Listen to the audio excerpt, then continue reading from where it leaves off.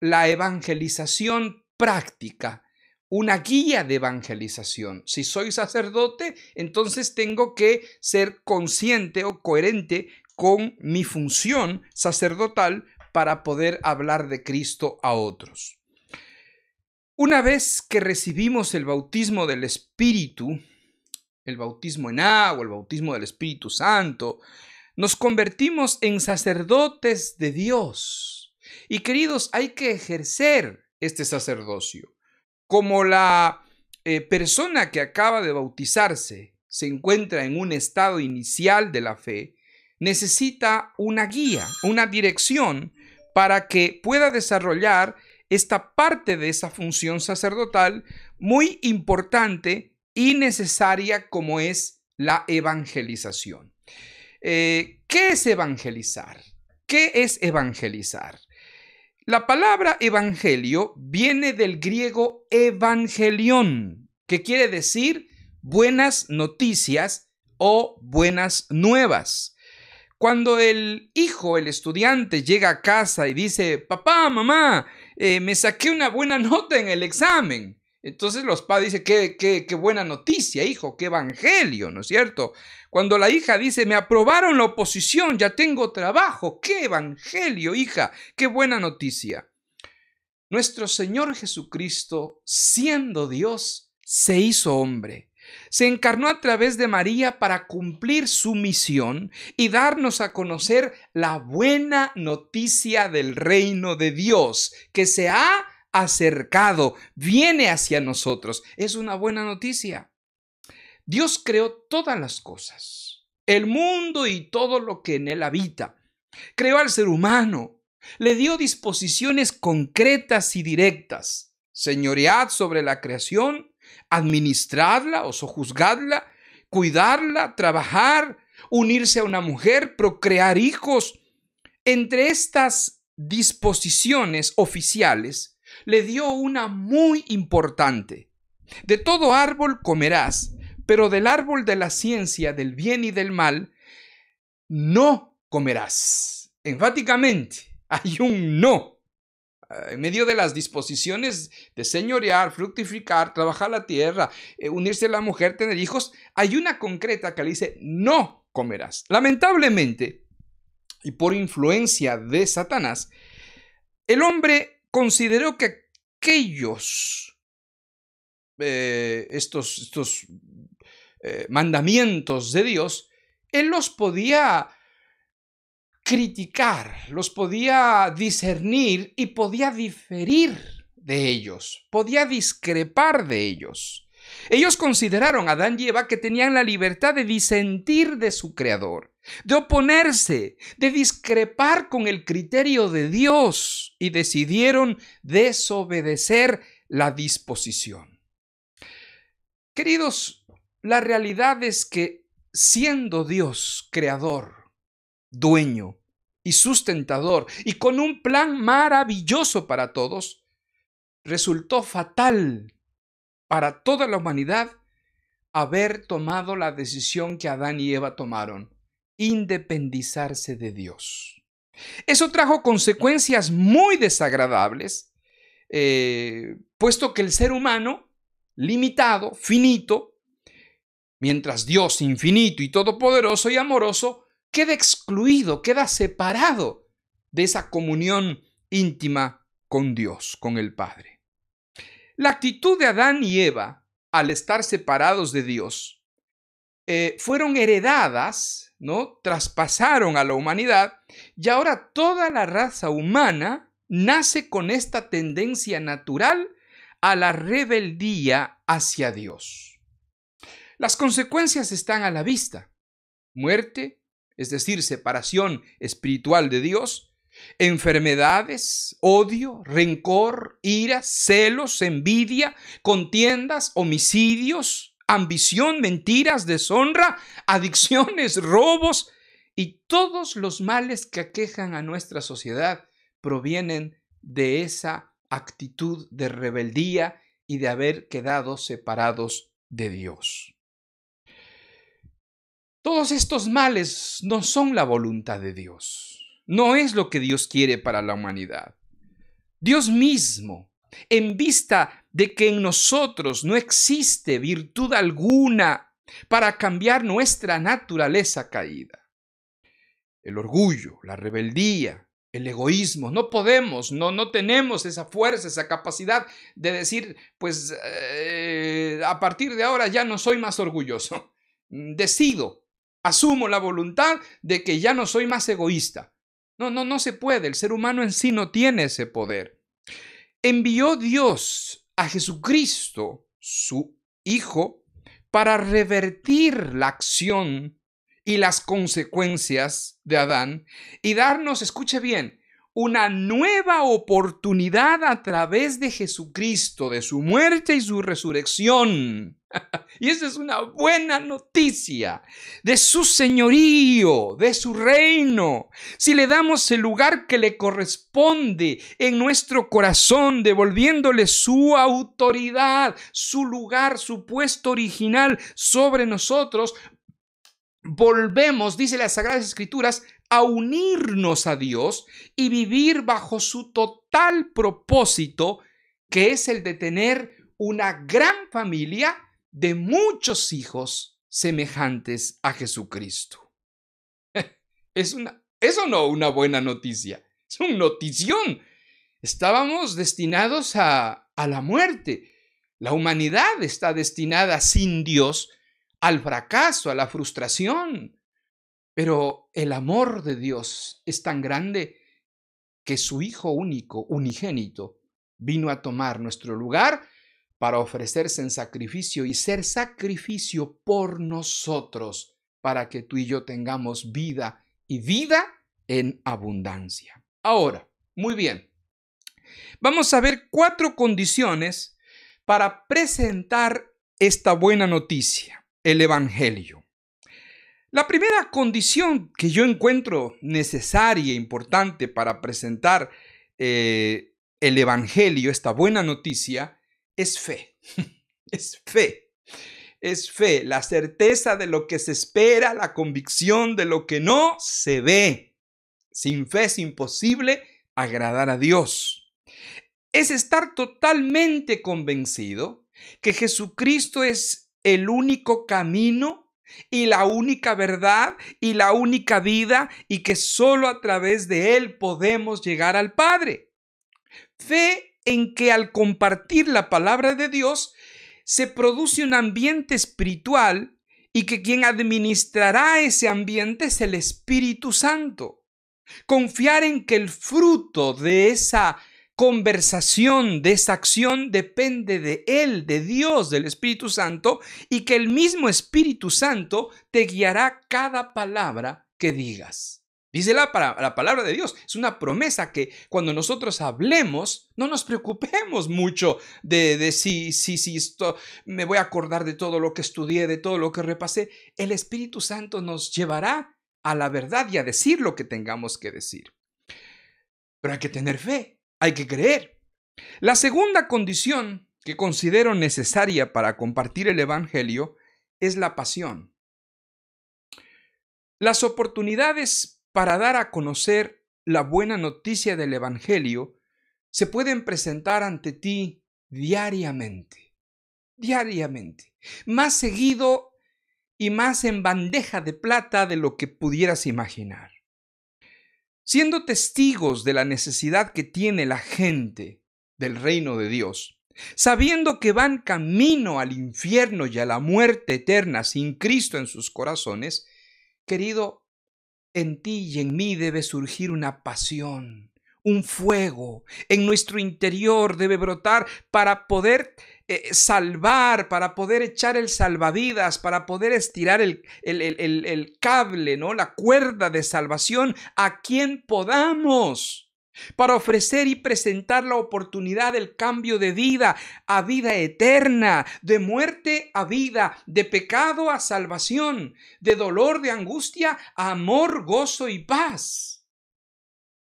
A poder decirles, yo conozco al Cristo vivo, yo tengo la luz no por mí, no en mis virtudes, sino en la bendita palabra de Dios, en el hecho de Cristo.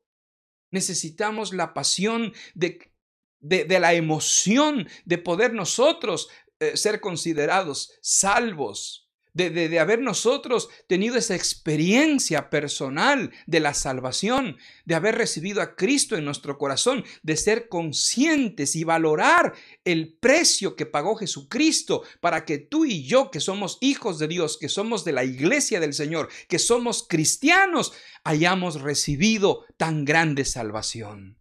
La pasión debe venir de la valoración que nosotros le demos a la salvación que tenemos.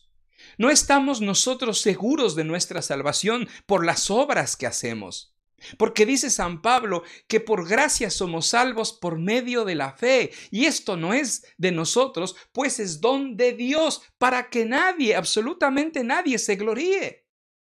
Es la obra de Cristo la que nos salva, la que me redime, aquella que cambió mi vida, aquella que me transformó de lo que yo era a lo que Dios quiere que sea. Y en ese camino estamos, en ese camino vamos.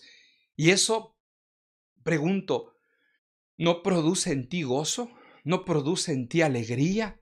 ¿No te despiertas todos los días feliz sabiendo que estás unido, unida al cuerpo de Cristo?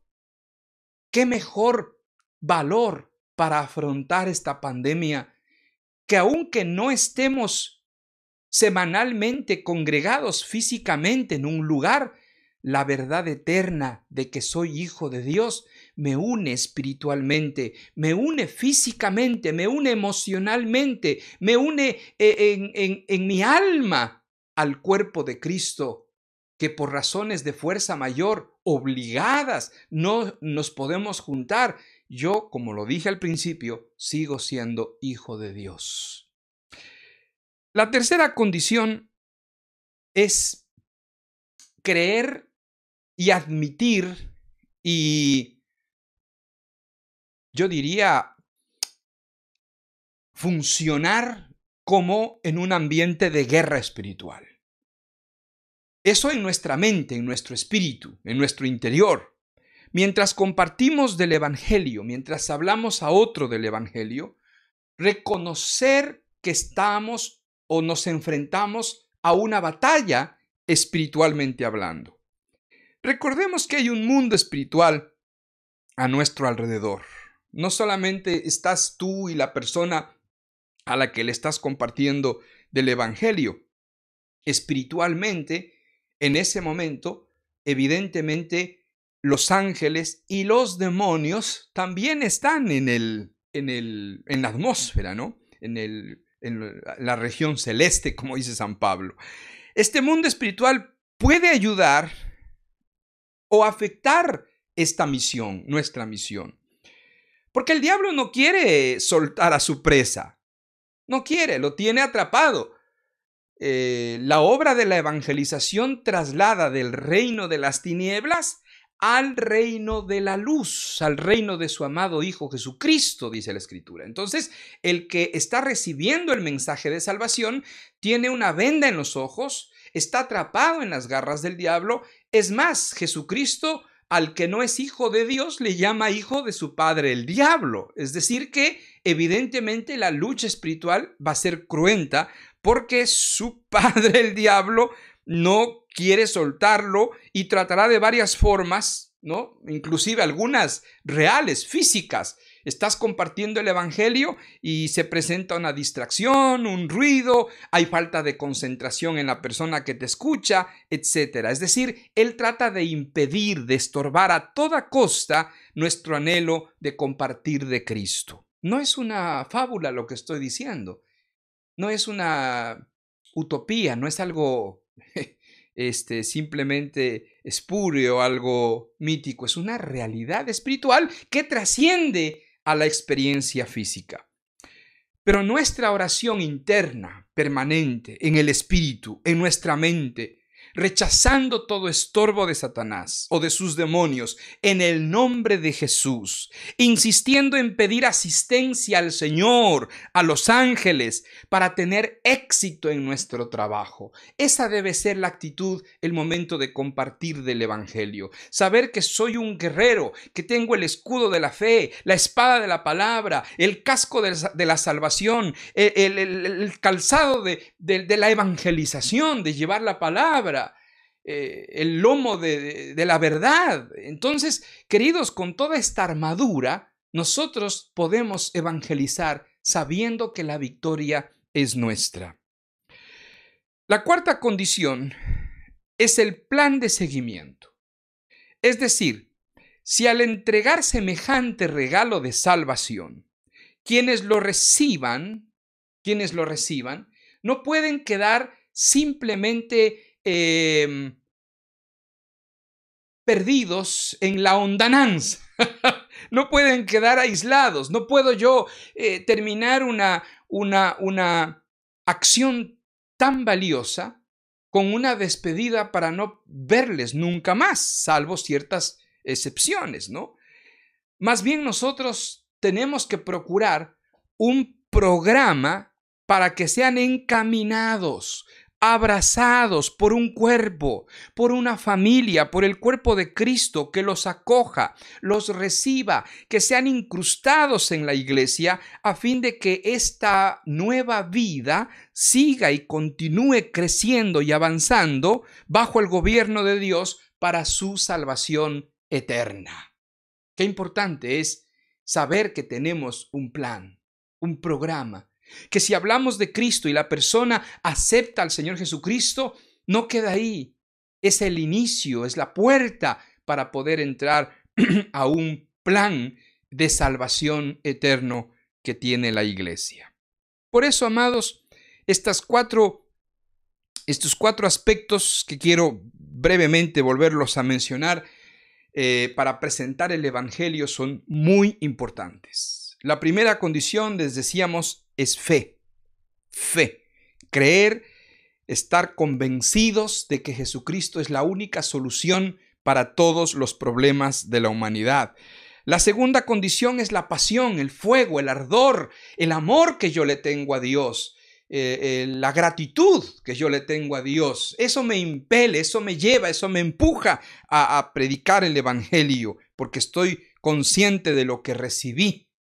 Ahora, si no estás seguro de tu convicción con el Señor Jesucristo, pues antes de llevar el Evangelio a otros, primero concientízate tú y que nazcas de nuevo. Pero Javier, yo estoy 20 años en la iglesia. Sí, pero si no tienes la pasión, tiene que haber una preocupación. Puedes estar 20, 30 años asistiendo a cualquier iglesia que simplemente eres un religioso. Eres un asistente, eres un simpatizante.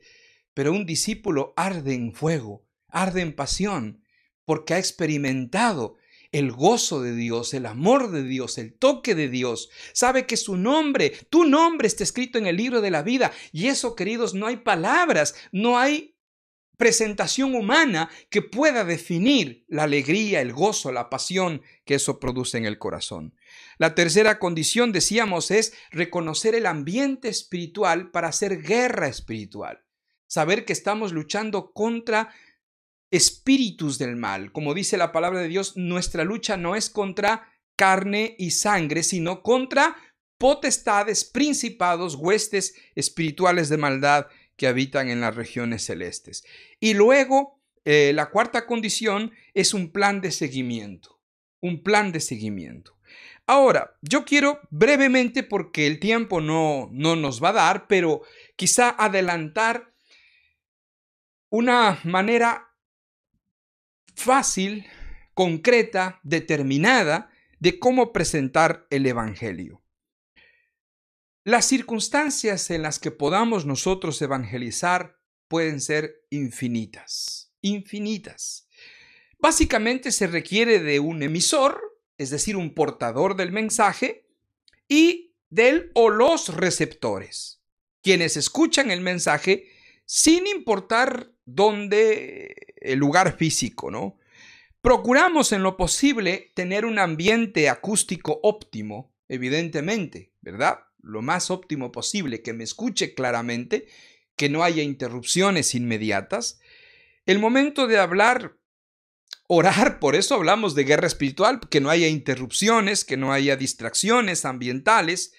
Y también procuremos que el tiempo de compartir la evangelización sea lo más adecuado posible. No alargarnos, no contar novelas, historias, cuentos, simplemente algo concreto.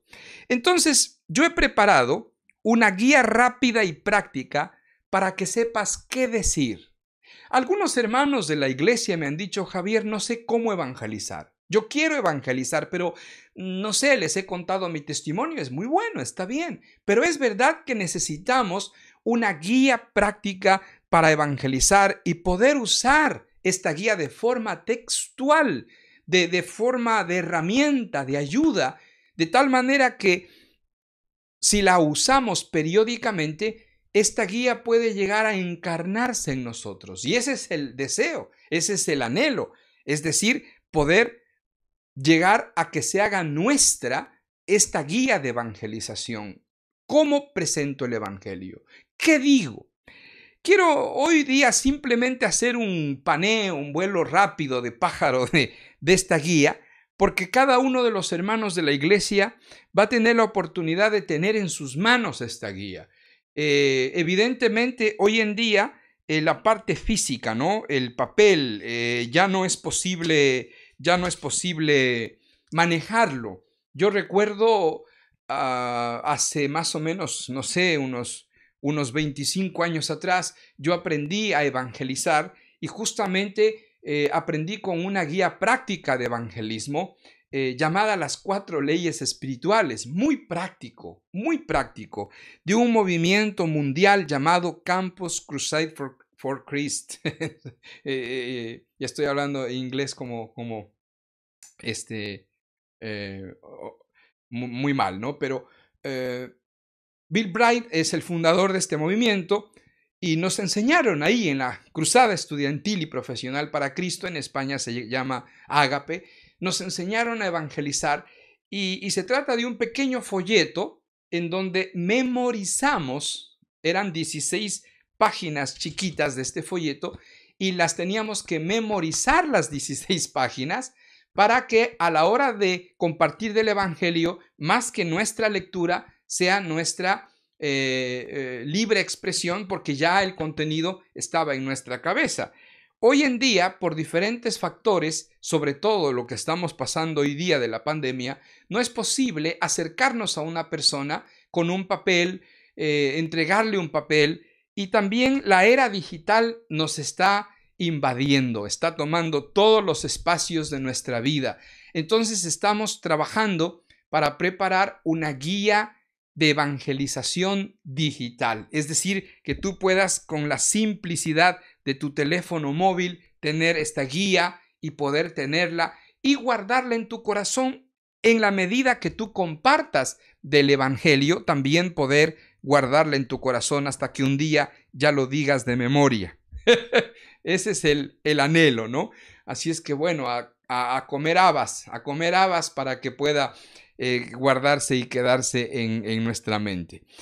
Entonces, he tomado ese modelo de las 4 leyes para llamarle así, 4 leyes espirituales del reino de Dios. No, no es nada nuevo, ¿no? Y entonces podemos quizá preguntar a cualquier persona en una fila del banco que ves que va a tomar un buen tiempo, en la fila del aeropuerto, a un vecino, en una charla amena, distendida, podemos preguntar: ¿has oído acerca de las 4 leyes espirituales del reino de Dios? Esta es una pregunta de abordaje, ¿no? Porque evidentemente si la persona no es cristiana, la respuesta inmediata es no. No he oído de las 4 leyes espirituales del reino de Dios. Y ahí es donde abrimos nosotros el camino. Ahí es donde nosotros abrimos puertas para poder compartir. Y podemos evidentemente comenzar así, ¿no? Con una simple pregunta. ¿Has oído las 4 leyes espirituales del reino de Dios? No, no he oído. Mira, así como hay leyes naturales que rigen el universo, también hay leyes espirituales que rigen nuestra relación con Dios. Una frase sencilla, ¿no? Que va a estar ahí en tus manos. Ay, Javier, no me hagas sufrir, no me diga eso, porque yo qué le voy a decir. No, está ahí, puedes compartir, a lo mejor, no sé, con el móvil poder indicarle a manera de una foto o algo así, ¿no? Y la primera ley habla del reino de Dios. Y es un pasaje que tiene un texto muy conocido porque en nuestro ambiente occidental, ¿no? Todos, absolutamente todos, conocemos del Padre Nuestro. Y justamente el primer texto que tomamos es Mateo 6:10, que dice: venga tu reino, hágase tu voluntad como en el cielo, así también en la tierra. Esta es la primera ley. Entonces le explicamos y le decimos: Dios es la fuente de toda autoridad. Él es el Rey absoluto del universo por derecho propio, porque Él creó, porque Él es dueño y porque Él sustenta todo. Es la autoridad suprema sobre todo cuanto existe, visible e invisible, sobre la creación, los ángeles, la humanidad, la historia, las naciones, el futuro. El hombre es un ser moral creado a imagen y semejanza de Dios. Tiene espíritu, voluntad, intelecto, emociones, y Dios ejerce su gobierno moral sobre el hombre, esperando de él una sujeción consciente y voluntaria. Comunica su voluntad por medio de su palabra, dejando al hombre la responsabilidad moral y capacidad de decisión por ser responsable de obedecer consciente, voluntaria e inteligentemente la palabra de Dios, reconociendo y acatando de este modo el reino de Dios sobre su vida. ¡Ay, Javier, está eso muy difícil! Mire, cuando nosotros leemos segunda vez, tercera vez, cuarta vez, quinta vez, podemos cambiar y poner sinónimos de palabras. No cambiar con otro sentido, pero sí cambiar con sinónimos. Entonces, esto una vez que tú lo leas 1, 2, 3 veces, ya es la primera ley. Ya hemos dado de los 4 un primer gran paso, ¿verdad? Poder decirle que Dios es creador. Sencillo. Dios es creador. Eso es lo que le estás diciendo. Dios es rey. Él es rey absoluto. Él es el dueño de todas las cosas. Y simplemente el hombre es un ser creado por Dios, que Dios espera que el hombre le obedezca. Segunda ley, la condición del ser humano. Ahí citamos a Romanos 5:12, ¿no? Que dice: por tanto, como el pecado entró en el mundo por un hombre, por el pecado la muerte pasó a toda la humanidad, por cuanto todos pecaron. Un texto bíblico que lo deberíamos haber memorizado desde hace mucho tiempo atrás. Y le explicamos: Dios como autoridad dio disposiciones directas al ser humano: fructificad, llenad la tierra, sojuzgadla. Le dio órdenes, y entre esas órdenes le dio una orden específica: no comerás, no comerás. Pero Adán y Eva se rebelaron contra la voluntad de Dios, hicieron lo que les dio la gana. Esto es más fácil de aprender, ¿no? Decir, hicieron lo que les dio la gana, porque es una frase muy coloquial, ¿no? Muy nuestra. Las condiciones de esta rebelión están a la vista: egoísmo, orgullo, temores, ansiedades, envidias, problemas, en fin, algo que es real, algo que la gente ve y lo palpa. No le estamos vendiendo la moto a nadie. Ve una sociedad llena de conflictos y de problemas. Mire, dos leyes hemos dado ya. 2 leyes, ya estamos en la mitad. Tercera ley. Le hablamos de los 2 reinos. Citamos Juan 10:10. El ladrón no viene sino para hurtar, matar y destruir, pero Jesucristo dijo: yo he venido para que tengan vida y vida en abundancia. Los seres humanos se dividen entre los que viven como ellos quieren y los que viven como Dios quiere. Estas 2 formas de gobierno se conocen como el reino de las tinieblas y el reino de Dios. Y ahí hay un pequeño cuadro de los 3 círculos, ¿te acuerdas, no? Los 3 círculos de toda la vida, ¿no? El primer círculo es el incrédulo, que todos sus intereses giran alrededor del trono donde está el ego o el yo. El segundo círculo es el que es el religioso. Todos sus intereses están, inclusive Cristo, pero él sigue en el trono, ¿verdad? Está Cristo ahí, pero él sigue el yo en el trono. Y el tercero es el discípulo, que todos los intereses giran alrededor del trono, pero Cristo está en el centro. Yo estoy fuera del trono. Es muy fácil porque en estos círculos ya simplemente al explicarle le preguntamos en qué círculo se encuentra. Y evidentemente uno que no es hijo de Dios dice en el primero o a lo mucho en el segundo, el del religioso. Bueno, ¿en cuál te gustaría estar? Yo quiero ser discípulo. Ya está recibiendo la verdad, está camino a poder comprender que está a punto de ser hijo de Dios.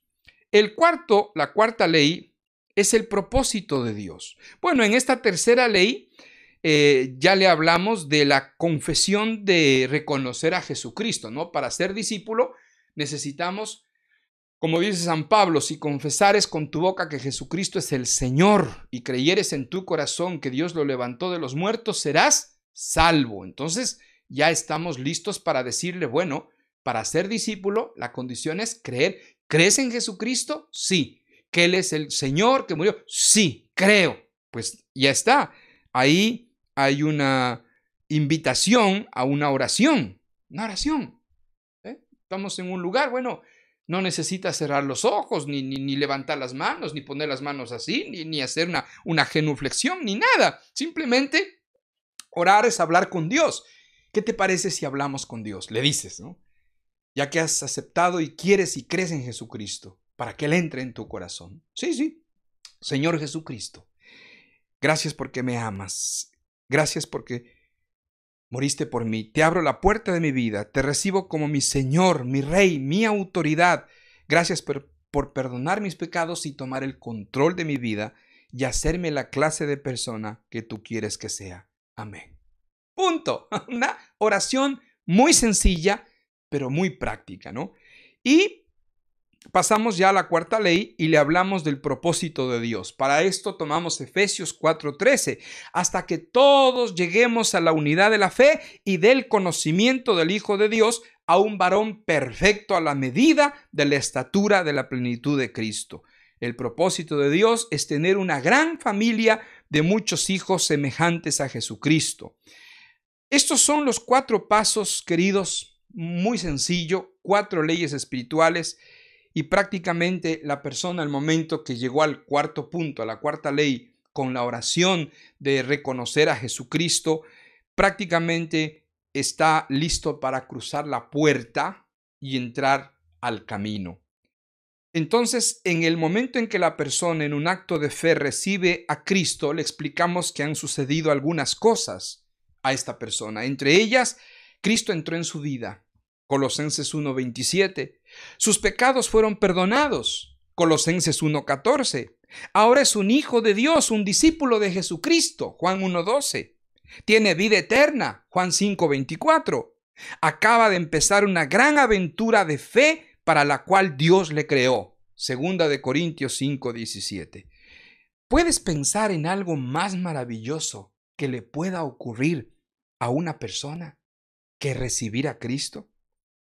Hebreos 10:25 dice, no dejando de congregarnos, como decimos ahora, de sumgregarnos. Cuando el carbón está en la brasa encendida está el rojo vivo. Pero si separo a este carbón que está rojo, encendido, y lo pongo aparte de la brasa, se apaga, se enfría. Lo mismo acontece con la fe. Mientras nos encontramos en comunión los unos con los otros, entras al Zoom del grupo casero, al Facebook del domingo, el Zoom del domingo, el WhatsApp para discipulado, qué sé yo, entonces estarás en medio de la brasa. Tú como carbón estarás ardiendo en la fe, pero si te separas, tu fe se enfriará y se apagará. Para que esto no suceda, es importante mantener la comunión como iglesia, ¿verdad? Estas son las 4 leyes espirituales, amados. No es difícil, muy sencillo, muy práctico. Como digo, las estamos trabajando y preparando en un material digital, ¿no? Es decir, que lo tengamos a mano en una tablet, en el móvil. Pero lo más importante es la convicción de tu corazón de estar dispuesto a servir al Señor. Puestos los ojos en Jesús, el autor y consumador de nuestra fe, mirando hacia adelante, no quedándonos asustados por la pandemia, detenidos, porque esa es una de las intenciones de Satanás, detener la iglesia, pero no lo vamos a permitir. ¿Cuántos dicen amén? No lo vamos a permitir. Vamos a continuar, vamos a avanzar con el proyecto que tenemos para este año, la evangelización, el poder llegar a vecinos, familiares, amigos, aún en el exterior.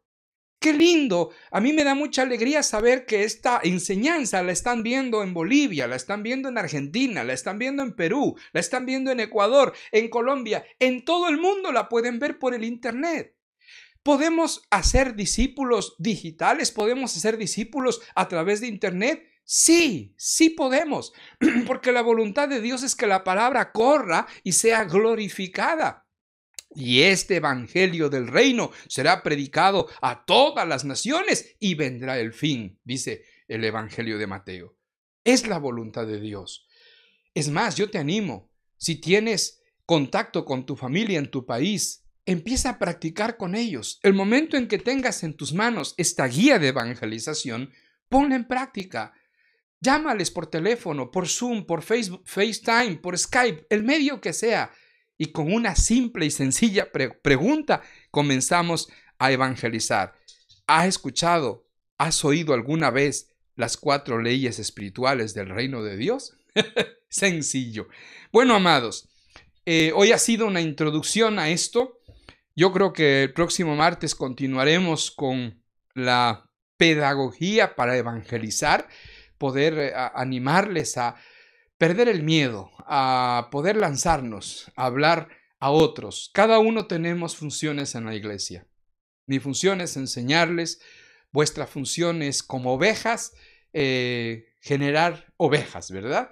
Y poder hacer discípulos. Nuestro Señor Jesucristo dijo, id y haced discípulos a todas las naciones, bautizándolos en el nombre del Padre, del Hijo, del Espíritu Santo, enseñándoles que guarden todas las cosas que yo les he mandado. Esa es nuestra misión en esta vida, en este tiempo, en este lugar, en este país donde Dios nos ha puesto.